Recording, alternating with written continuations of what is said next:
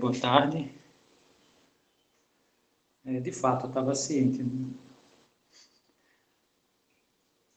Quando ele grava, ele muta sozinho. Altas vezes eu fico falando e quando eu percebo tá mudo. Bom, mas enfim, pelo que a gente. Eu não lembro se eu combinei com vocês, se foi por alto, se eu só questionei também por alto na aula. Eu sei que eu fiquei de passar uma enquete geral, né, para todas as turmas, para ver quem decide, assim, se era interessante fazer a atividade direto ou fazer uma discussão em cima dos exercícios e depois a atividade. Que eu lembre com quem eu combinei, acharam melhor, né, já foram meio que unânimes, já foram falando, não, vamos fazer exercício primeiro. E baseado nisso, né, eu sei que não é uma estatística precisa a que eu usei, mas de certa forma é um pouco coerente, né? Então, a discussão hoje vai ser em cima dos exercícios, tá? É lógico que aqui eu gostaria, né? Eu nem sei como eu não coloquei nenhum aviso, essas coisas. Então, assim, pode ser que para alguns seja uma surpresa isso, né? Mas o ideal é que vocês escolham os exercícios, a gente discuta os exercícios e, né, aí na o próximo encontro já vai ser o início do capítulo 2, mas nesse meio tempo eu passo atividade para vocês. Então, eu pergunto, né, quem tentou, quem mexeu em algum exercício, né, que queira indicar algum. Tá? Vou deixar a priori aqui aberto, se não aparecer, eu vou começar a fazer umas escolhas aqui, tá? O que vocês me dizem?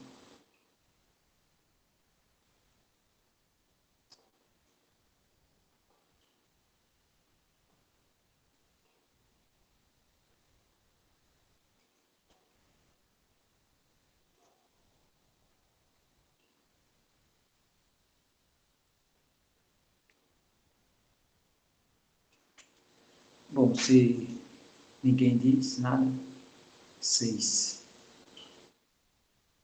Ok. Tá, a questão 6 diz assim: ele quer saber a quantidade de modos de enfileirar 7 pessoas de modo que duas não fiquem juntas. Então, uma coisa que se encaixa aqui é a seguinte: sei lá, imagine aí 7 crianças, onde a gente sabe que duas delas, se ficarem uma atrás da outra, então dá briga, sei lá, algo do tipo, né? Então tem que separar. Então vamos fazer aqui a ideia, tá? Vou mostrar aqui a ideia.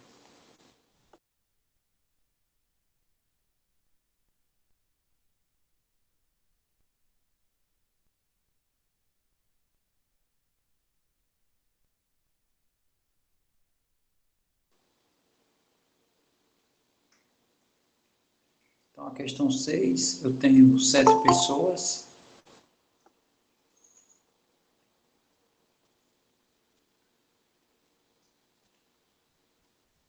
e eu sei que duas delas não podem ficar juntas. Aqui está aleatório, tá? Eu enumerei aqui, eu não sei quem é quem, mas para facilitar a ideia, a gente vai supor que o P1 e o P2, por exemplo, não podem ficar juntos. Ou também eu posso dizer, essas duas pessoas que não podem ficar juntos, eu vou chamar de P1 e P2 para ficar mais simples. Então a gente vai supor que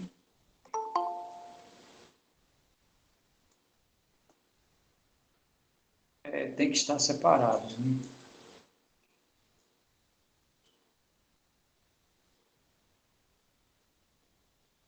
Ou alternados, sei lá. Vou botar assim.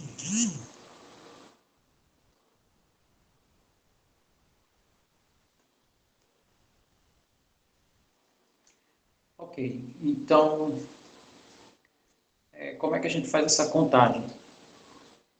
A gente pode dividir em casos, que, sei lá, um caso o primeiro caso é ver como é que, sei lá, P1 no primeiro lugar,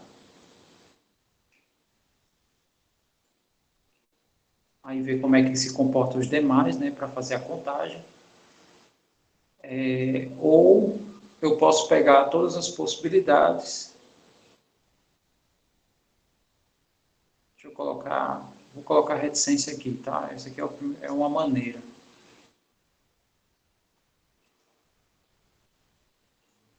Uma maneira é dividir em casos, né? A gente vai, sei lá, o número de casos, né? Se P1 tiver tanto no primeiro como no último lugar, praticamente vai dar a mesma coisa. Eu tenho que ver se P1 no meio, né, na contagem dá a mesma coisa. É uma maneira. Agora que eu estou vendo como ficou esquisito isso aqui. Deixa eu escrever melhor. Maneira 1. E tem a segunda maneira, que é pensar assim. Eu pego todas as permutações, independente se eles estão juntos ou não, né? No caso vai ser 7 fatorial, e eu subtraio das permutações que eles estão juntos.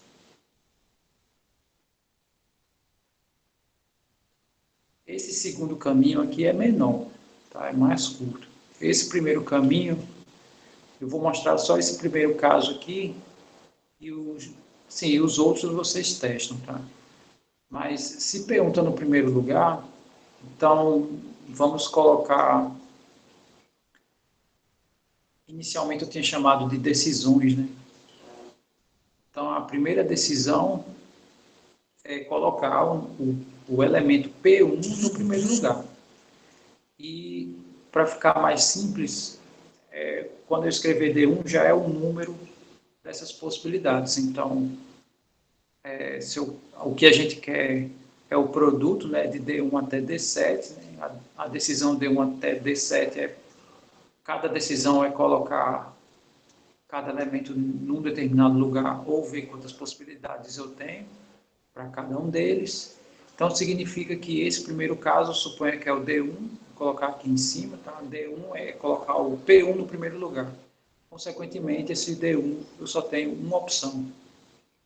Para o segundo lugar, eu sei que não vai ser o P1, né? Deixa eu só escrever aqui. O número de elementos que eu tenho aqui para o D2, eu sei que D2 não tem o D1, o P1, porque o P1 já está no primeiro lugar, e não tem o P2, porque é a condição, né? Os dois têm que estar separados. Então, se eu tenho esse grupo de 7 pessoas e duas delas eu não posso colocar, então me resta 5. Para o terceiro lugar,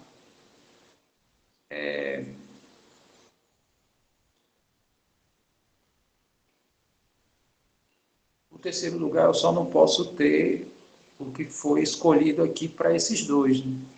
O P2 ele pode ser inserido aqui no terceiro lugar, já que o primeiro é o P1. Então, como foram escolhidos dois elementos, né? O primeiro é o P1 e o segundo dentro dessas condições, então para o D3 né, não tem mais problema nenhum. Aí segue aqui. No caso vai ficar 5 fatorial, né? Que vai ser 5, aí depois 4 e assim vai. Então isso seria a contagem aqui no primeiro lugar. P1 no primeiro lugar. Né? Aí depois, aí eu repito o processo, né? Coloco agora o P1, a primeira decisão é colocar P1 no segundo lugar, por exemplo. Aí as outras decisões vão ser baseadas nisso, né? Ao redor do P1 não pode ter o P2. Ok. Aí, beleza, isso aqui é um pouco mais trabalhoso. Essa segunda maneira, eu não sei se Cleiane que pediu, ela estava fazendo por esse caminho. O segundo caminho é mais simples, né? Porque vou colocar aqui as opções dos dois estarem juntos. Para os dois estarem juntos, eu tenho duas opções, né? Possa ser que eu tenha sequências do tipo P1, P2 e os demais, né? Isso aqui eu conto como um só, né? Como eles estão juntos, eu conto como um só. Porém, eu vou ter que depois multiplicar por 2. Aí por quê, né? Eu vou colocar aqui na ordem, mas aqui no caso eu estou colocando do jeito que eu vou contar, tá?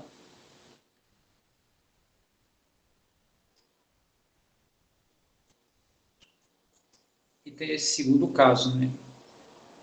Que é o P1 pode estar junto do P2 de duas maneiras, né? Ou o P1 vem primeiro, ou o P2 vem primeiro. Então eu tenho que fazer, sei lá, contagem desse tipo aqui.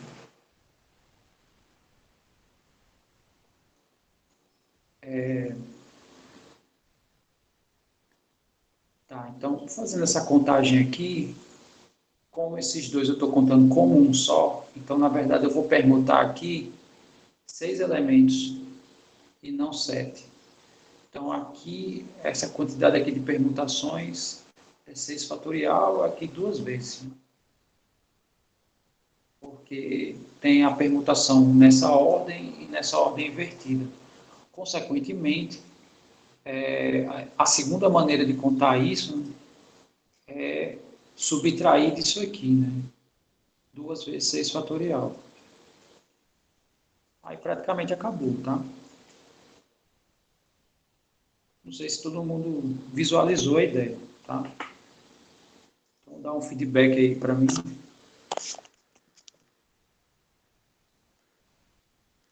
Enquanto isso eu vou só mexer aqui. Deixa eu só mexer aqui rapidão na configuração que vocês estão ouvindo as mensagens recebidas. Espera só um minuto.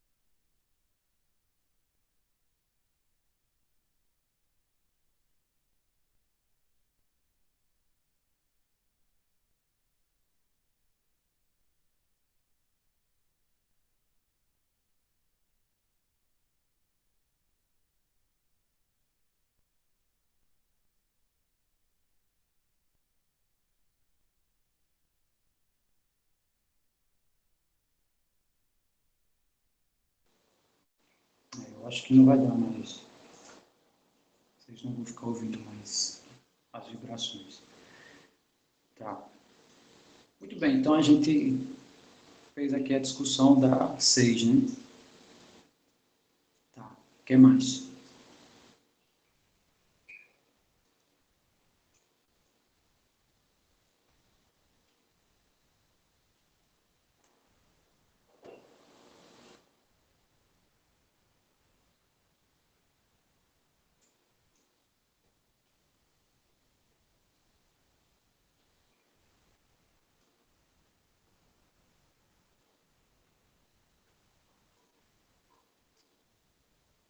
Lembrando que esses exercícios estão misturados, né?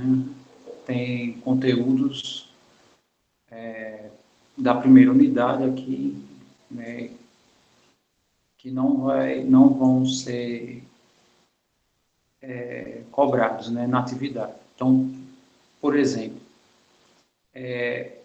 essa questão 5, eu sei que a maioria desses itens envolve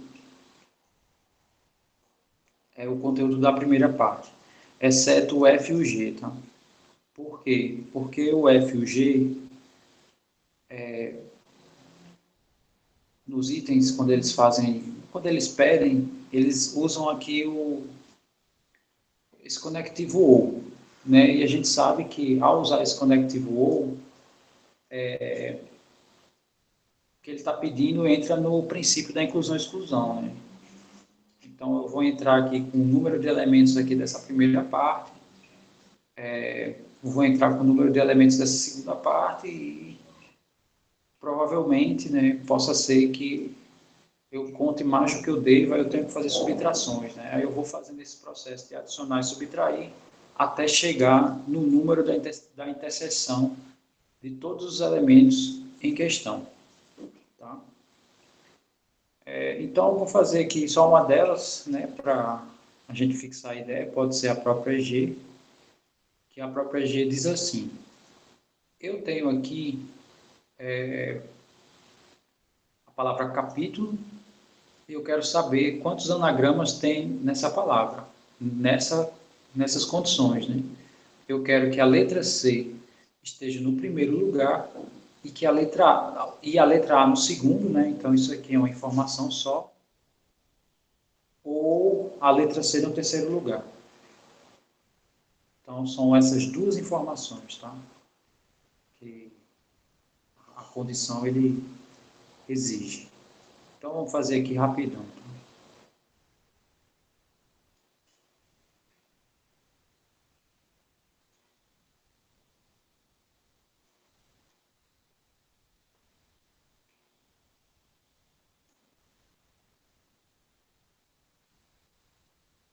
Bom, então a 5 letra G diz o seguinte: a palavra que a gente vai fazer, vai calcular as permutações é a palavra capítulo e as condições são as seguintes. Eu já vou colocar direto como conjuntos, definido como conjuntos. Então, o conjunto A é o C no primeiro lugar, né, a quantidade de permutações onde você está no primeiro lugar.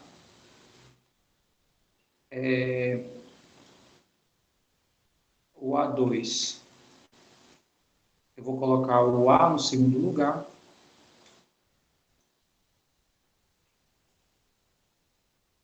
Aqui está bem simples, né? Não estou colocando nem... Aqui está... Era para estar escrito como conjunto, mas enfim, né? Só para a gente ganhar tempo e para fins didáticos, né? E o A3 eu vou considerar o C no terceiro lugar. Então, na verdade, o número que ele está pedindo é justamente esse. Ele quer o número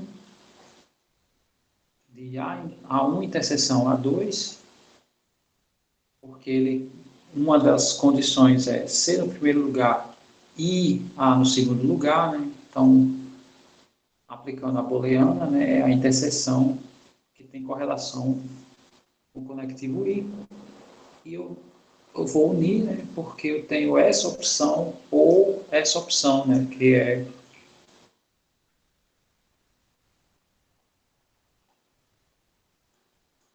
o C no terceiro lugar.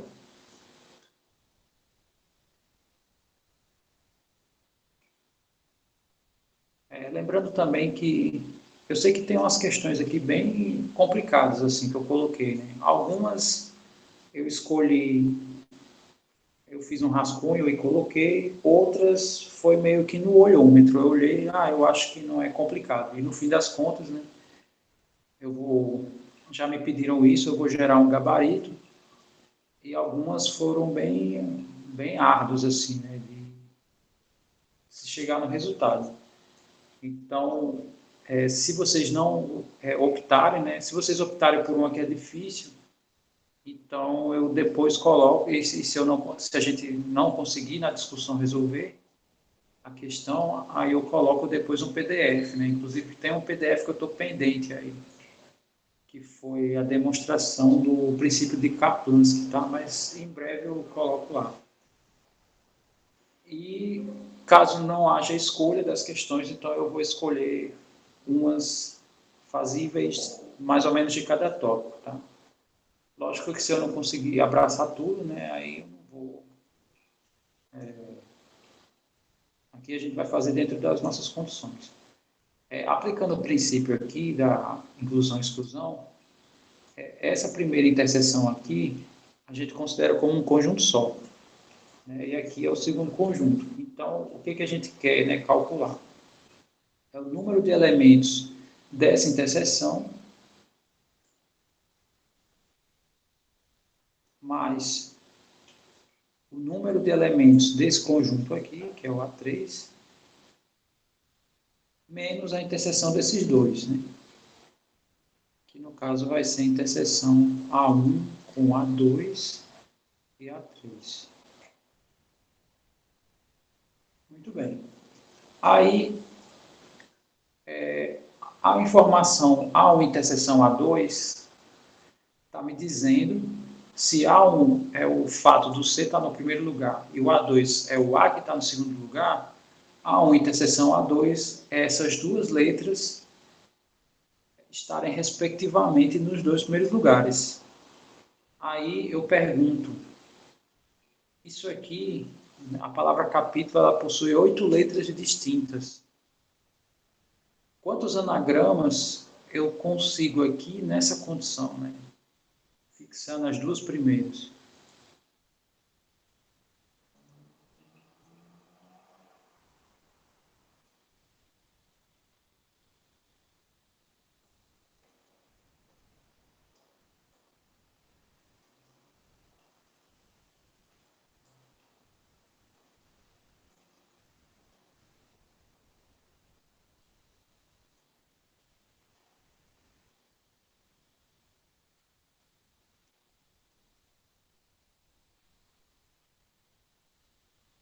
Quantas? No caso aqui, como está fixo, né? Vai ser só a permutação das 6, né? Então isso aqui é 6 fatorial. O terceiro, quer dizer, o número aqui do A3 é a quantidade de permutações quando eu deixo esse cara fixo no terceiro lugar, ou seja, no lugar do P. Mas isso significa que as outras letras sem ser o P podem permutar nas outras posições, que no caso são 7 posições. Então, o número de elementos desse conjunto, né, que é a quantidade de permutações nessa condição, é 7 fatorial. E aí agora eu pergunto a vocês, né, a interseção, eu tenho quantos elementos? Quantas permutações eu consigo aqui nessa interseção dos três? Zero. Muito bem. Por que é zero? Porque esses dois conjuntos são disjuntos. Tá? Esse e esse não possuem interseção. Não tem como o C estar fixo no primeiro lugar e, ao mesmo tempo, no terceiro lugar. Consequentemente, isso aqui é zero. Aí acabou, né? Aqui eu não vou fazer, essa conta aí é irrelevante. Tranquilo, né? Deu para entender, né? A ideia desse.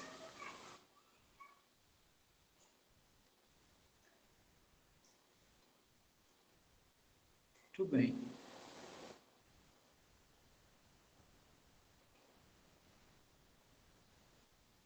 Ok.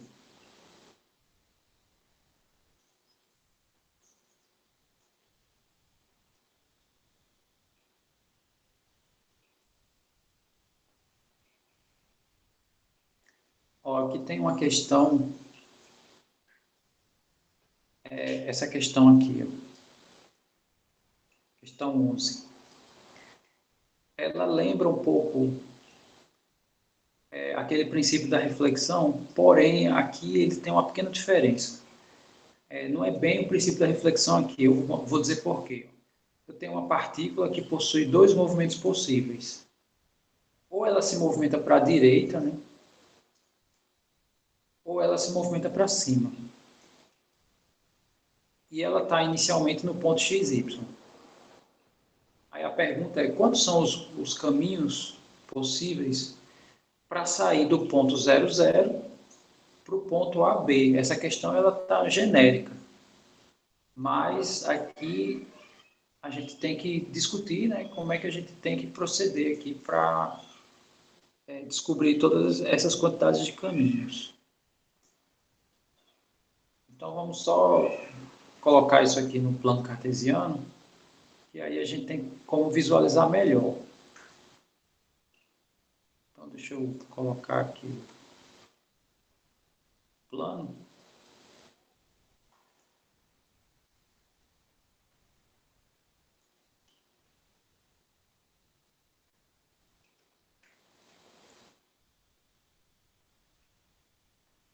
Então ele está aqui no 00. Sei lá, quero chegar num ponto aqui, AB. E eu tenho dois movimentos possíveis. Um eu vou chamar de D, que é, eu estou no ponto XY e eu realizo o movimento X mais 1, Y. E eu estou no... aqui é para a direita, seguindo essa ideia de direita, é melhor colocar para cima. Tá?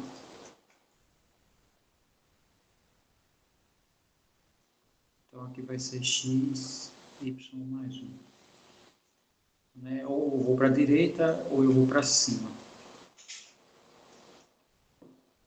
Tá, então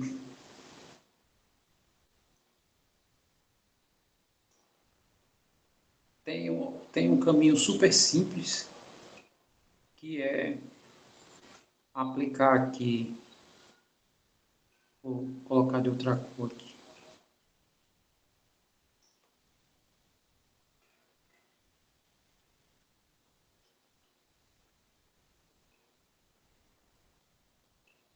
Então é realizar, não, o azul está muito próximo.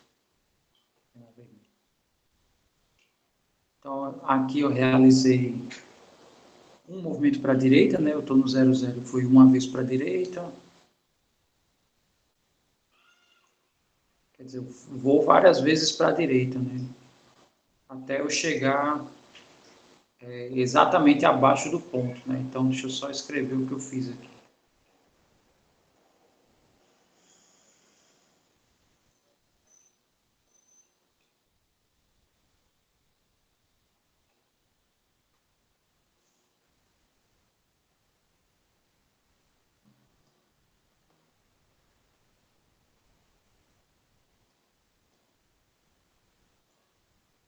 Tá, então, aqui eu realizei meu deslocamento para a direita.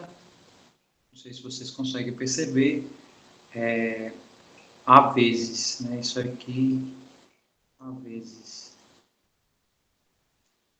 E depois eu faço um movimento da mesma forma, brusco como eu fiz aqui para os primeiros movimentos, né? Sendo que para cima. Então aqui eu realizo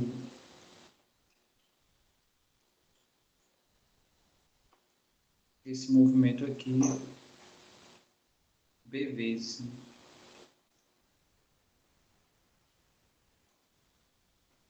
Então segue, sei lá, aí agora eu quero saber quantos movimentos eu posso fazer, né? E não sei se vocês percebem, mas o movimento que a gente vai realizar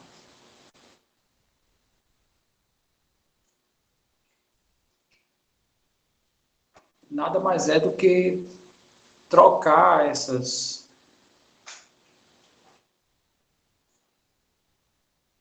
trocar essas posições, né? Porque, por exemplo, eu posso primeiro ir para a direita, depois subir, depois para a direita de novo, aí depois subir, né? Eu vou fazendo esse processo, aí possa ser que eu chegue aqui na lateral, né? Primeiro, ou que eu chegue embaixo primeiro, não sei. Eu sei que aí eu completo com as subidas, né, para cima, ou o deslocamento para a direita, né? E no fim das contas vai ser sempre a mesma quantidade. Vai ser sempre a mesma quantidade de movimentos para a direita e sempre a mesma quantidade de movimentos para cima. Então, significa que a quantidade de movimentos possíveis, nesse caso, vai ser a permutação. A quantidade de movimentos que eu tenho aqui é A mais B, né? Porque eu tenho A movimentos para a direita e B movimentos para cima, né? Então, no total aqui é A mais B. E eu tenho A movimentos repetidos para a direita e B movimentos repetidos para cima.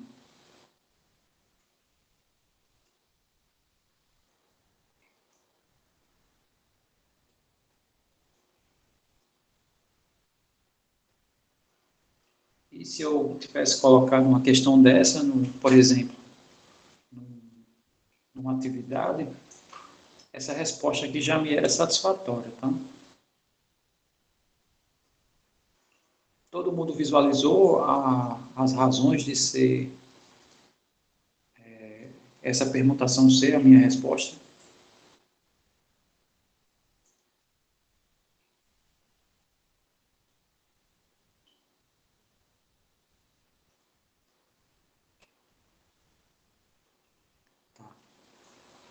Para visualizar, né, não é questão de responder a questão, mas só para visualizar, eu vou pegar um caso numérico, seguindo essa mesma orientação aqui, tá?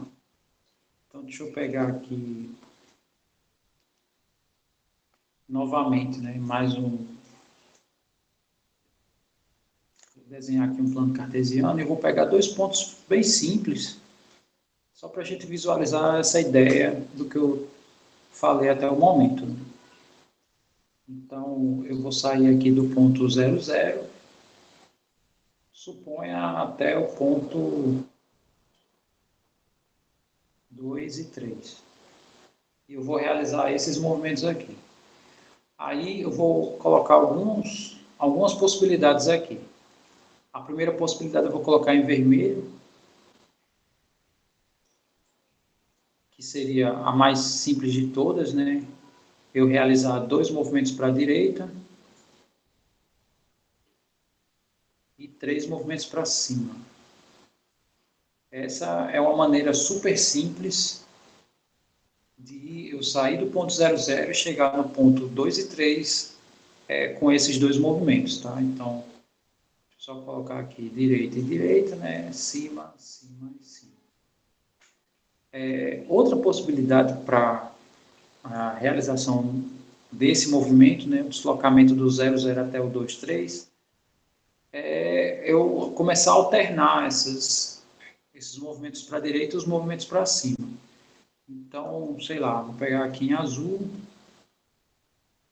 uma outra possibilidade. Então, suponha que aqui eu fui para a direita, depois para cima, depois, sei lá, para a direita de novo, para cima e para cima. Então, deixa eu só colocar aqui a sequência dos movimentos em vermelho. A sequência dos movimentos em vermelho é a seguinte.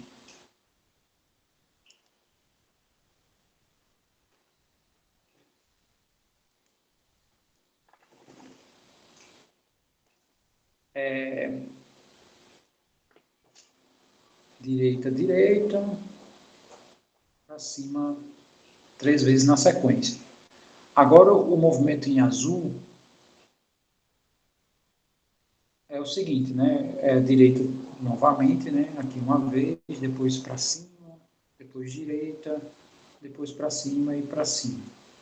Então, se eu colocar a sequência dos movimentos, é a seguinte.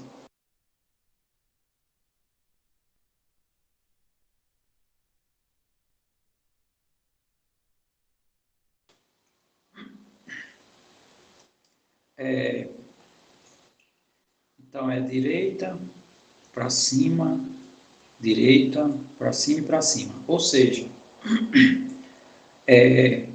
ir para a direita 2 vezes e para cima 3 vezes.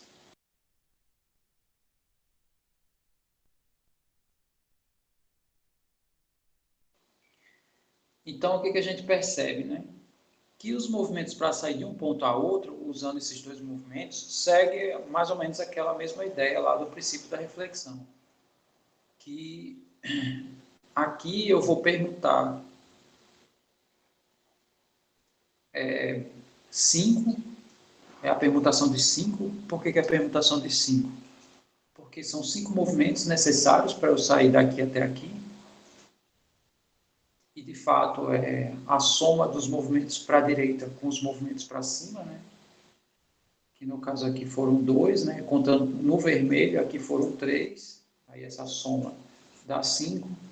E eu tenho 2 movimentos repetidos, que no caso são 2 movimentos para a direita, e 3 movimentos para cima. Então, essa permutação é o que me dá todas as possibilidades de eu me deslocar usando esses 2 movimentos, saindo do ponto 00 até o ponto 23. E aqui segue a mesma ideia, sendo que no caso aqui, ao invés de 2, eu tenho A vezes, né? E aqui eu tenho B vezes. Então, essa soma aqui é a quantidade de movimentos que eu vou realizar. A quantidade de movimentos para a direita é A, né, aqui no meu genérico, e B é a quantidade de movimentos para cima. Consequentemente, é essa permutação. Mas se a gente olhar, é a mesma ideia, né, as duas permutações. Tá. Quem ficou claro para todo mundo, né, sei lá, se não estava tão claro, melhorou depois disso? Tranquilo, né?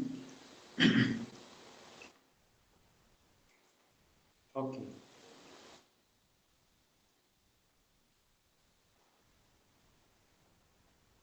Muito bem, então isso seria, né, seria a resolução aqui dessa questão.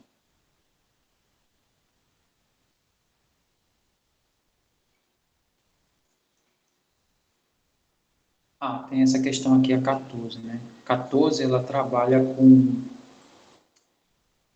a, a fórmula de Euler, que determina o número de primos do 1 até aquele elemento. Aí a gente vai relembrar, né, como a fórmula funciona e depois fazer essa discussão aqui. Se P é número primo, né, quantos números primos existem do 1 até aquele elemento? Então, vamos seguir aqui a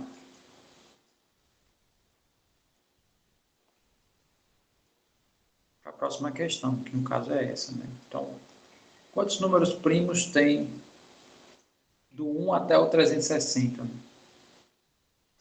Aí nós vimos o seguinte, né? Para resolver esse problema, a primeira coisa que a gente tem que fazer aqui é determinar quais são os fatores primos, né? Independente da sua multiplicidade. Eu só quero os fatores. Então, nós sabemos que nosso n é um número que a gente pode ir fatorando aos poucos, né? E a primeira fatoração que a gente pode fazer é essa. 36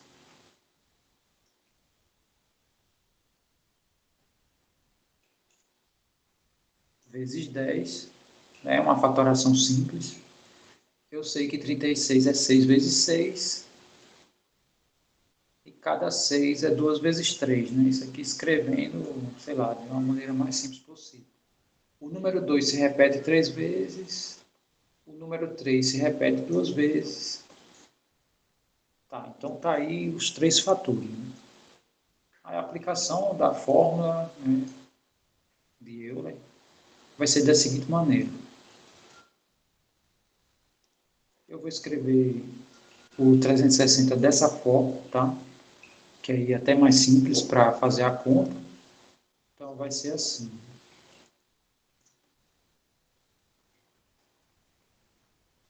Aqui eu esse denominador tem que ser o primeiro fator primo, que no caso é 2.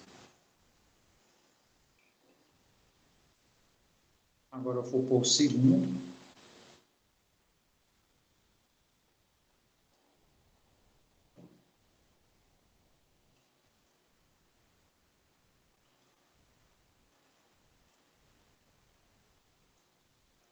Que no caso é o 3.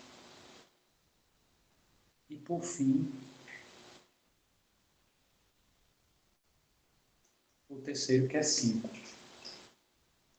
Bom, aqui já dá para perceber, né, que isso aqui vai dar um número, porque a minha expressão vai ficar assim.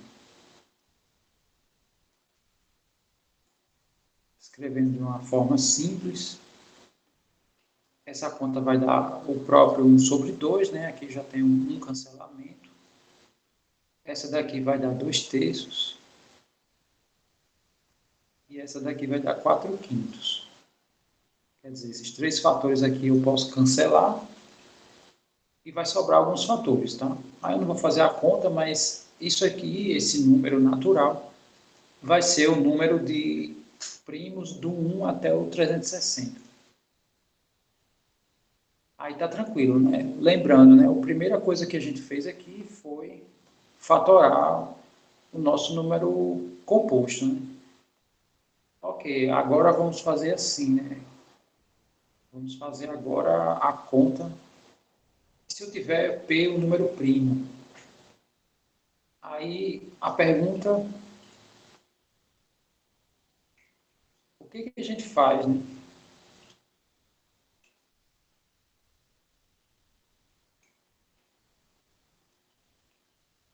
O que que vai acontecer quando eu fatorar o P? Sim, deixa eu só, aqui é P, né? O número P, aqui os fatores primos, P1, P2 e assim vai. Tá, quando eu for fatorar o P, como é que fica aqui a fatoração do P?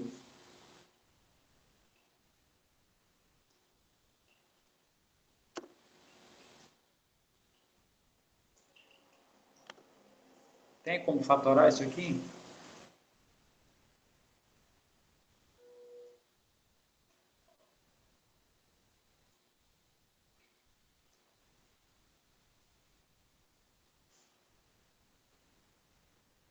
Bom, aqui não tem, né? Porque ele é primo, né? Então a fatoração, né, ele só pode ser escrito como P vezes 1. Tá, então fica relativamente mais simples, né? Então, φ aplicado a P vai ser P 1 menos 1 sobre P. E fazendo essa conta aqui,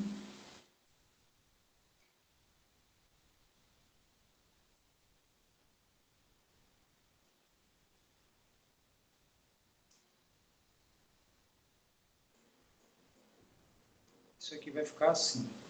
Essa diferença aqui é P menos 1 sobre P, e isso aqui dá P menos 1. Ou seja, para eu saber o número de números primos do 1 até o número primo P, basta eu fazer, pega o número primo e subtrai de 1. Bom, isso aqui, essa informação é uma contingência, tá? Ela não é verdadeira para todos os primos. Se a gente for fazer isso com, sei lá, pegar a sequência aqui de primos, né? O primeiro é 2, 3, 5, 7, 11 e assim vai, né? Mas vamos pegar alguns aqui só para a gente testar aqui se de fato funciona. O número de primos é até o 2, né?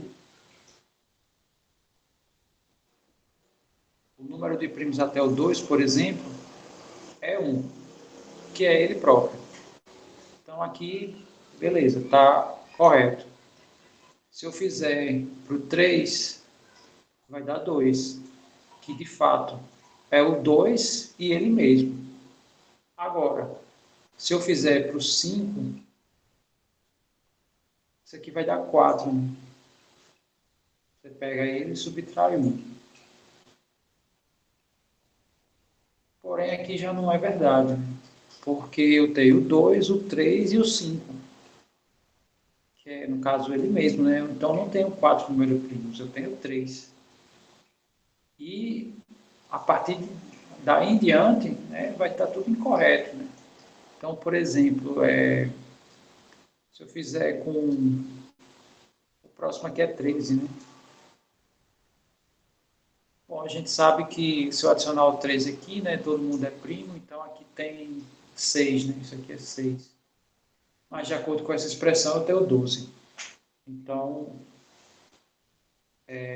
essa expressão aqui só é válida para os dois primeiros.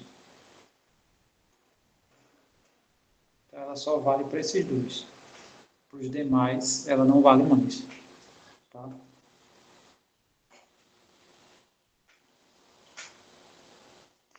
Aí eu pergunto, tá, e se eu quiser saber a quantidade de números primos do 1 até o número primo, o que, que a gente faz então? Já que não dá para... Né, a gente está vendo aqui que é falso, né? Vou colocar aqui, né? Isso aqui a gente sabe que é uma informação verdadeira e os demais é falso.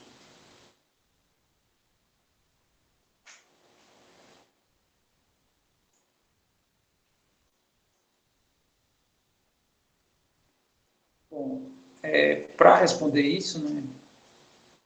Sei lá, você pega um número,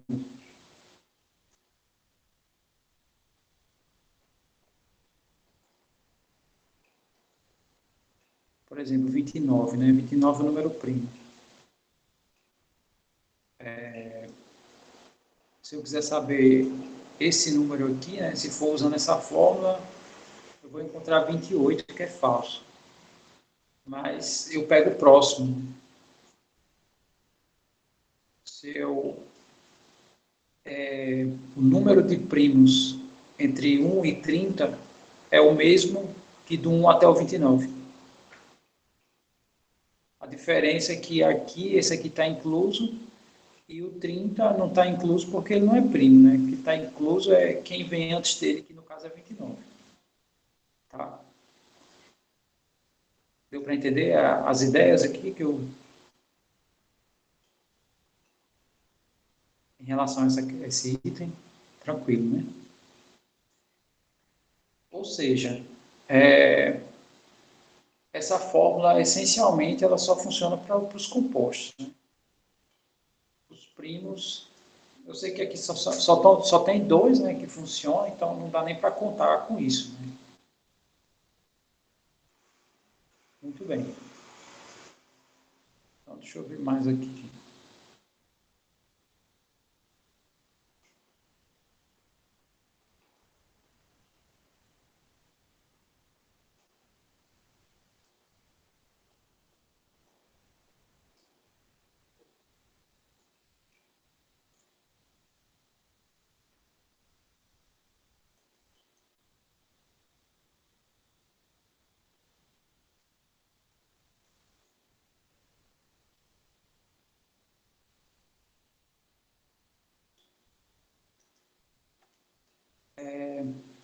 Vamos discutir aqui essa ideia da 17, tá? Antes de discutir a ideia dessa, eu quero falar rapidamente sobre essa daqui, né, que trabalha um pouco disso, ó, a 7. A 7, eu tenho um conjunto A com N elementos. E eu estou realizando aqui uma objeção do A no próprio A. Ele está perguntando quantas funções bijetoras eu tenho.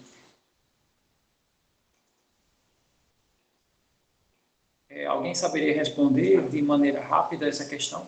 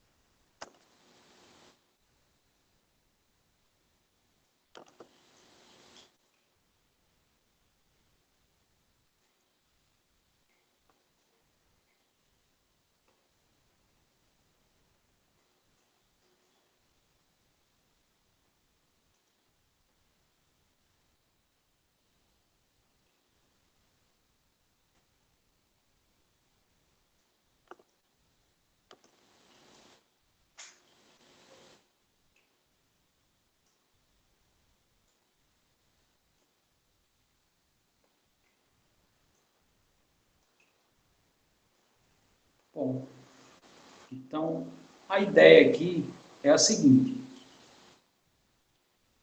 Vou exibir aqui duas funções bem simples, né?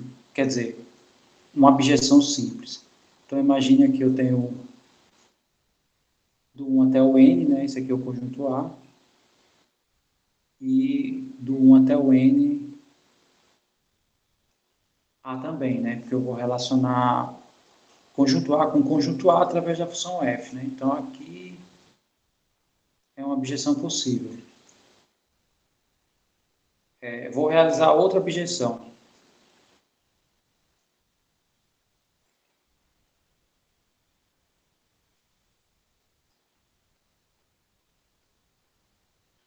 Que no caso, suponha que eu vou fazer... Vou fazer assim que é melhor. Que 2, 1 e 3, e aí segue. Aí eu vou fazer 1 se relaciona com 2, 2 se relaciona com 1, aí segue, né? Vai ficar 3 com 3 aqui, até n com n. Isso aqui é outra possibilidade, né? É outra objeção que a gente pode realizar. Não sei se vocês percebem, mas eu posso escrever essas objeções de outra maneira. Por exemplo, essa primeira parte aqui, eu posso considerar assim, né? Eu posso considerar a sequência dos termos que estão relacionados na ordem com esses termos aqui. Então, o 1 está relacionado com 1, então eu vou colocar ele como o primeiro da minha sequência. Que eu vou colocar a sequência das imagens. Aqui vai ser o segundo, e assim vai, né? Vai até n. Então, ao invés de contar a função objetora, eu posso contar só a sequência que está relacionado com a minha relação aqui do meu próprio A. Meu A, esse primeiro A do domínio, né, eu fixo como sendo essa sequência. E esse aqui é a ordem das relações. Então, esse primeiro está relacionado com 1, esse segundo está relacionado com 2, e assim vai. A sequência que representaria essa segunda objeção seria essa. O 2 está relacionado com 1, né? Então, eu escrevo ele primeiro. Quem tiver relacionado com o primeiro, eu escrevo. Então, aqui vai ser 2, 1, 3 e assim vai. Ou seja, cada sequência que eu escrever, eu vou estar dizendo, né, como é que está sendo aqui a minha ordem na minha objeção. Tá, e o que isso significa? Que a quantidade de objeções vai se resumir à permutação de n elementos. Então, isso aqui vai ser n fatorial. Todo mundo enxergou a ideia do exercício?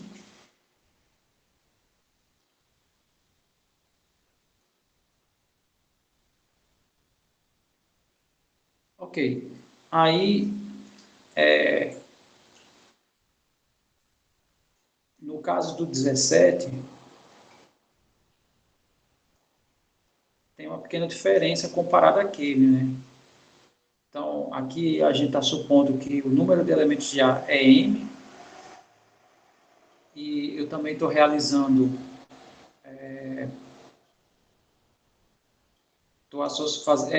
criando funções, associando elementos de A no próprio elemento de A, né? Eu posso fazer, se eu quiser, a mesma coisa que eu fiz, por exemplo, para o exercício 7, e eu quero que essa equação não possua solução. Então, a priori, eu vou fazer essa aqui da abjeção, tá? Porque essa daqui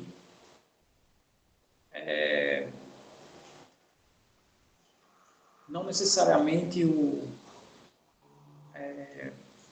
os elementos do A, né, tem que ser injetiva e sobrejetiva, né? Vou fazer essa daqui que já tem uma correlação, né, de extensão com a 7. Essa daqui, por hora eu deixo, tá? Se vocês tiverem dúvidas, vocês me pedem que, sei lá, eu faço na forma de texto, né? Então, aqui a quantidade de funções bijetoras que não tem solução é a seguinte. Por exemplo, essa segunda aqui, não é uma solução, né? Por que não é uma solução?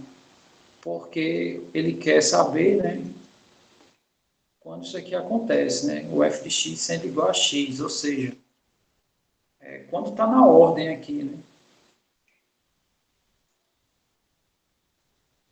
Então, se eu mudar um elemento de ordem, significa que aqui na minha associação isso aqui não está acontecendo, tá?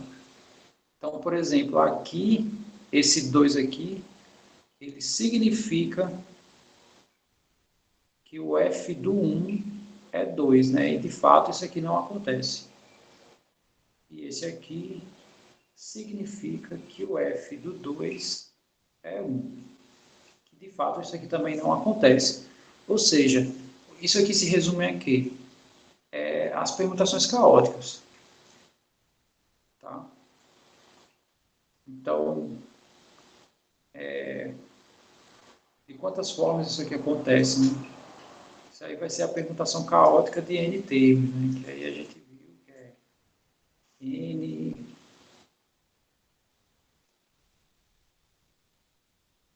Agora eu não lembro se é. Sim, aqui é 1 sobre 0, menos 1 sobre 1, 1 sobre 2, né? Isso aqui vai seguir até.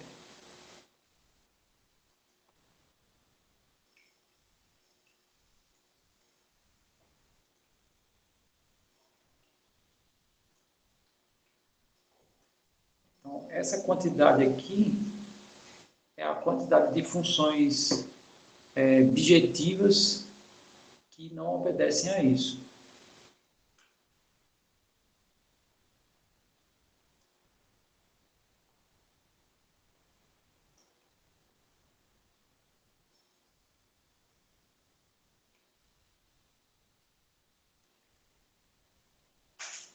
Deu para visualizar, né, a ideia?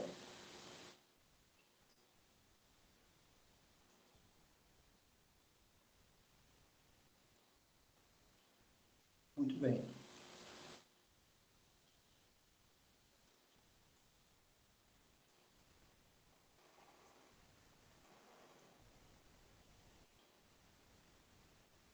Sim, aí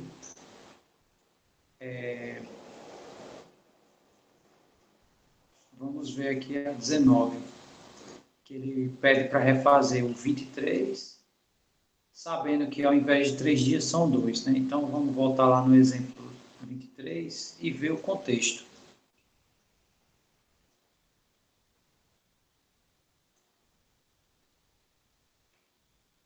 Então, o exemplo 23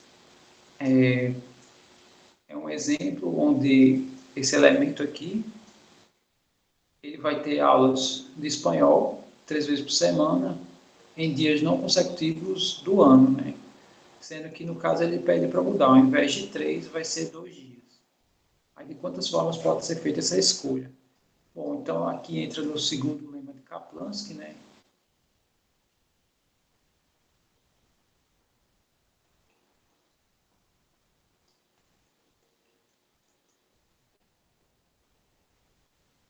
Deixa eu só ver qual é a questão.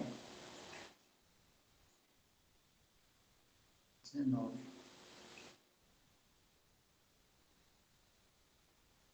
Aí por que, que ela entra no segundo lema de Kaplinsky? Porque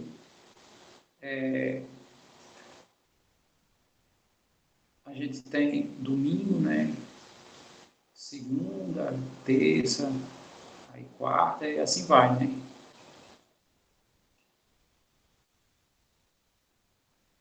E aqui sábado.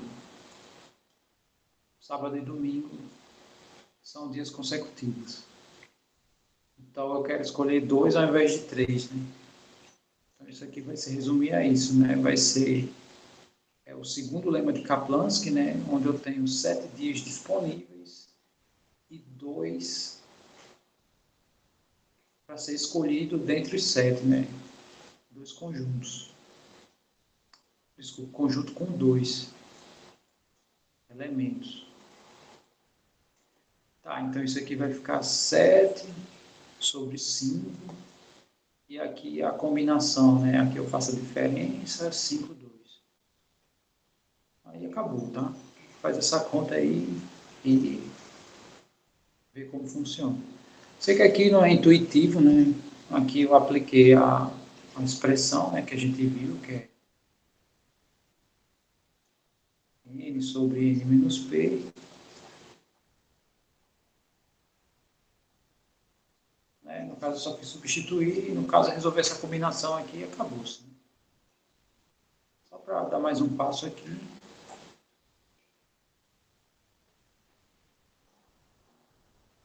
E, de fato, mostrar que vai, de fato, ser um número inteiro.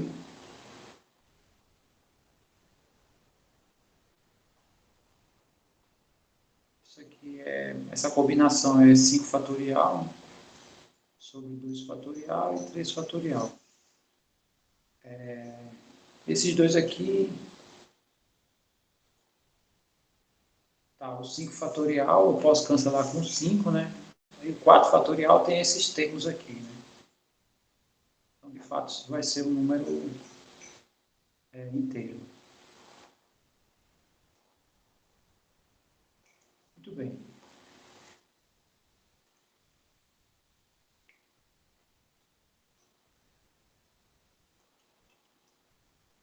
Tá, para fechar, a gente vai fazer alguns dos princípios das gavetas. Tá? Então, por exemplo, aqui o 21, eu tenho uma gaveta com 12 meias brancas, tá? Aqui não é gaveta, é meia. E 12 meias pretas. Então, eu quero retirar um par de uma cor. Pergunta, de quantas retiradas eu preciso para conseguir isso? No mínimo.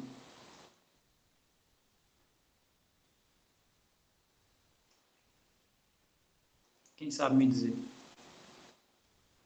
Suponha que está tudo escuro, né? Eu vou lá, abro a gaveta, tudo escuro, e vou retirar as meias sem ver. Eu sei que à noite, né, o nosso olho ele se adapta, a gente consegue ver parcialmente, mas imagine que, sei lá, você está vendado, não consegue ver nada. Então, você abre a gaveta, você quer tirar um par, né, da mesma cor. Quantas retiradas no mínimo você faz para conseguir isso? Quem sabe me dizer?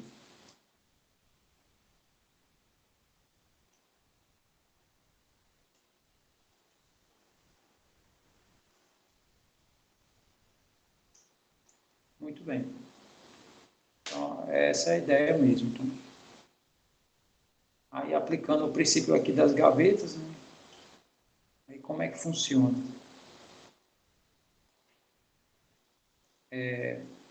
Numa gaveta eu vou pôr as meias brancas, numa eu vou pôr as pretas. E eu tenho lá 12 meias de cada cor, né? Tá, então, beleza, eu retiro a primeira meia. Ela pode ser uma das duas. Então, suponha que seja branca, a primeira retirada.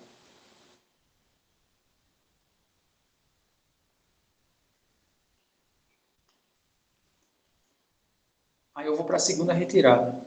Se for branca, acabou. Mas como eu estou no escuro, eu não sei se vai ser, se essa segunda vai ser branca também. Então, sei lá, vamos supor, na pior das hipóteses, que ela é preta. Né? Então, quando eu for retirar a terceira vez, ela vai ser uma dessas duas. Aí eu tenho garantido um par da mesma cor. Todo mundo visualizou, né? Essa questão é bem simples.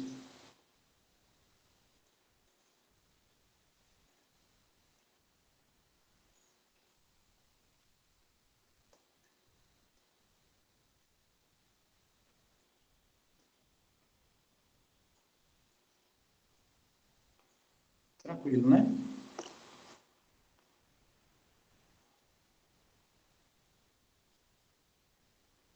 Muito bem. A próxima, aqui já não é tão simples. Né? Mas aqui diz assim, né? Qual é o número mínimo de pessoas que deve haver em um grupo para que possamos garantir que nele haja pelo menos 5 pessoas nascidas no mesmo mês.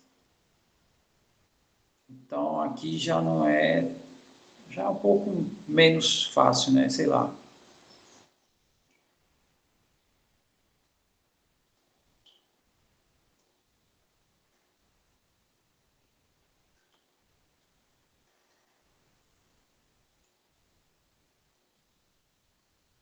Bom, então a ideia aqui nessa vai ser a seguinte.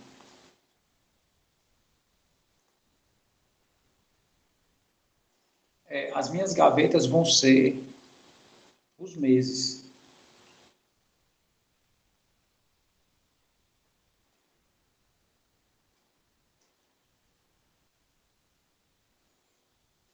Tá aqui, janeiro, fevereiro, março, assim vai. Então, eu vou considerar as piores hipóteses. Quando é que são as piores hipóteses? Quando é que é a melhor hipótese, né? Quando eu vou chamando as pessoas e as pessoas, né, correspondem com aquilo que eu quero de forma imediata. Então, por exemplo, sei lá, imagine que eu chamo 5 pessoas aleatórias e as 5 pessoas são do mesmo mês. Tá, mas aí foi sorte, né? Aqui ele quer saber no mínimo, né? O mínimo que você o mínimo que você escolhe para garantir que ali eu vou ter 5 pessoas comemorando aniversário na mesma data. Que é mais ou menos a mesma ideia aqui do princípio das gavetas aplicado aqui. Né? Então, a pior das hipóteses é o seguinte: suponha que eu chame 12. Na pior das hipóteses, essas 12 pessoas é cada uma de um mês. Então, se tivesse 2 pessoas de um mês, aí já demoraria menos na nossa contagem, né? Porque aí na próxima leva, né? Aqui tem 12, né? Aí sei lá, aí beleza, não cheguei em 5 pessoas, então vou para a próxima leva de 12 também, suponha que cada um nasceu no mês. Né? Aí na terceira leva, eu tenho, sei lá, 3 levas aqui, na quarta, sei que a probabilidade é muito baixa disso aqui acontecer, mas, né, vai que sei lá, vai que tem algum azarado aí que tem essa, sei lá, cai nisso, né? Beleza, o próximo que eu for verificar o mês de aniversário vai ter que estar num desses meses aqui. Então, conseguir aqui um número, a pior hipótese possível, né? Para eu conseguir isso. Então, veja que aqui, na hora de contar, né? 4 vezes 12, que dá 48, isso. Aí eu somo 1, né? Porque essa uma pessoa adicionada, ela vai entrar aqui em uma dessas gavetas. Né? Então, se eu chamar 49 pessoas, sempre vai ser garantido que eu consigo ali 5 pessoas, pelo menos, nascidos no único mês. Tá? Deu para entender, né? A ideia desse? Tranquilo, né?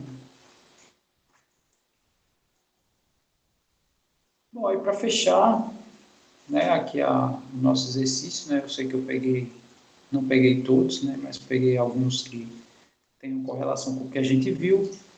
Ele quer que a gente prove, né, em qualquer conjunto com 52 inteiros, eu consigo um par de inteiros cuja soma ou a diferença é divisível por 10.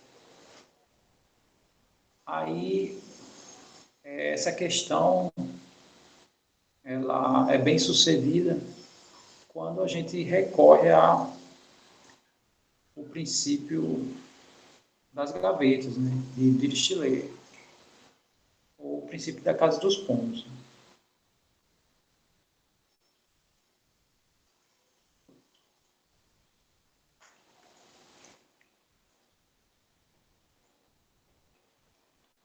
Bom, então aqui, essas questões do princípio das gavetas é como você toma as gavetas, né? As gavetas são o primordial.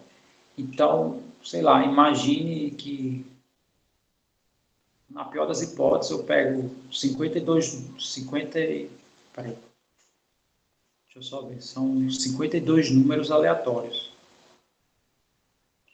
Vou pegar 52 números aleatórios. E se eu somo, eu consigo, dentro desses 52 números, dois números cuja soma é divisível por 100, ou a diferença. Então, como é que eu faço isso?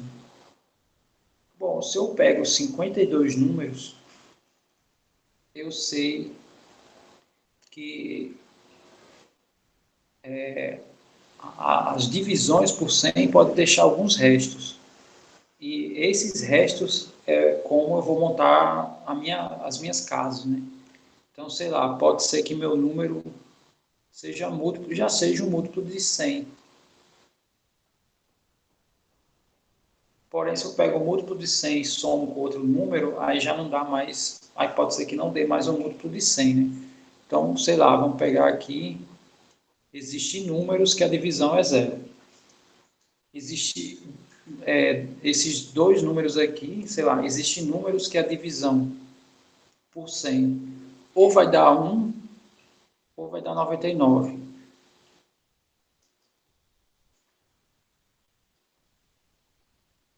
Estou colocando assim em grupos, perceba que a soma dá sempre 100, né?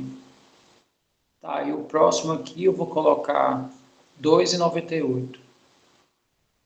E assim vai.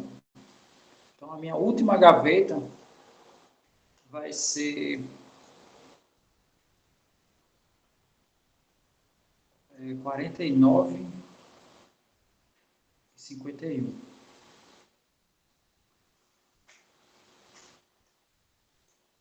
Então, sei lá, os números que dão o resto 1, aí eu coloco dentro dessa gaveta. E os que dão o resto 99 também eu coloco dentro dessa gaveta, tá? Muito bem, então, aqui eu tenho 50 conjuntos, né? E na pior das hipóteses, né, cada um cai aqui dentro desse. Suponha que ao escolher 52, eu consigo, sei lá, 50 que cai cada um num desse, né? Então, sei lá, vamos supor que aqui o número 1 é um múltiplo de 100, suponha que o número.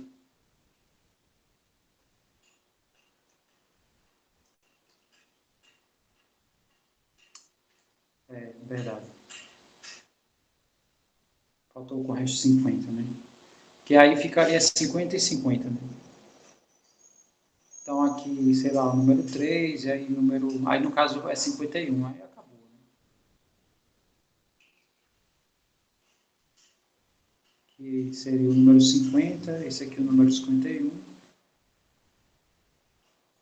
E quando eu fosse avaliar como aqui são todos os restos possíveis na divisão por 100, significa que o N52 ele vai cair em qualquer um desses. Aí vamos supor, né, vamos problematizar aqui para visualizar. Suponha que o N3 ele é da seguinte forma: 100 vezes A mais 2. Ou seja, na divisão do N3 por 100, dá um quociente A, e esse aqui seria o resto. Aí, beleza, aí vamos pegar o N52 e criar duas hipóteses para ele, né? Uma hipótese é que ele seja, aqui eu vou colocar A3, tá? Ou Q3, que é de quociente. Esse aqui, tá aqui é 52. Aí vamos colocar aqui, se for 98, o resto desse 52, por exemplo, né? Porque eu sei que o resto desse número vai cair numa dessas casas aqui, né? vai cair numa dessas...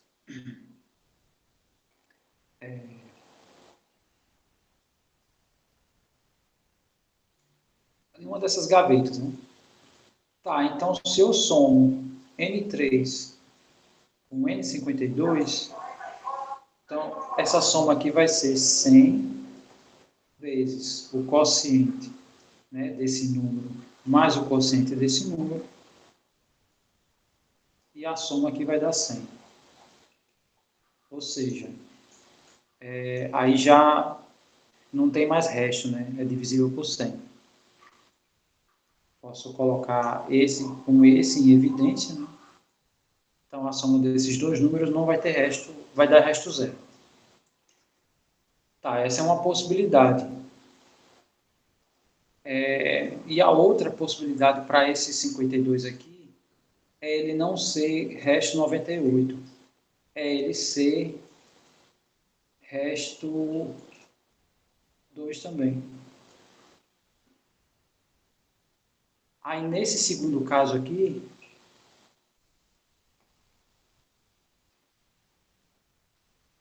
não é a soma que vai dar o número divisível por 100, e sim a diferença, né? Se eu fizer N52 menos N3, isso aqui vai dar 100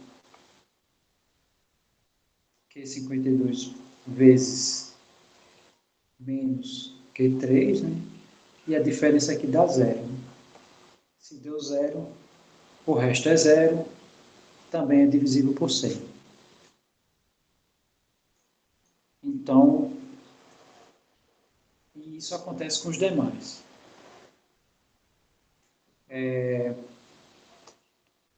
Eu sei que aqui está bem cara de rascunho, né? Não está escrito como uma demonstração.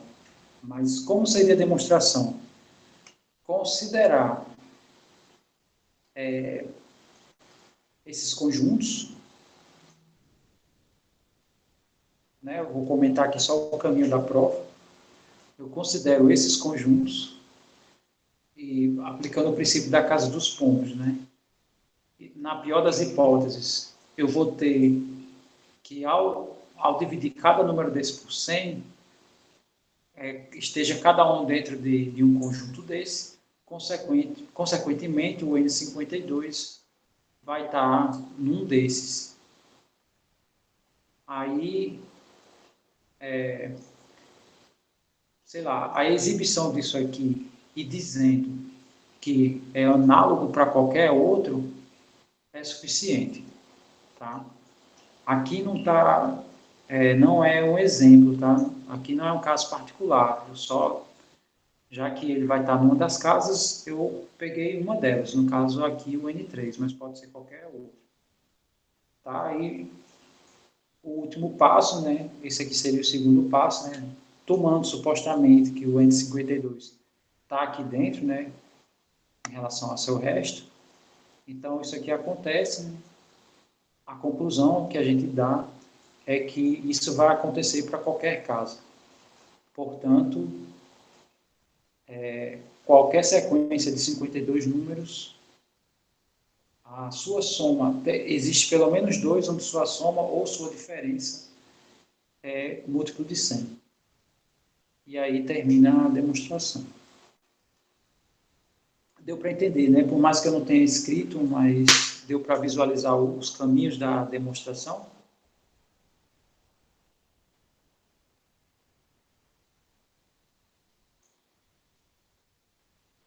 Tá, e com isso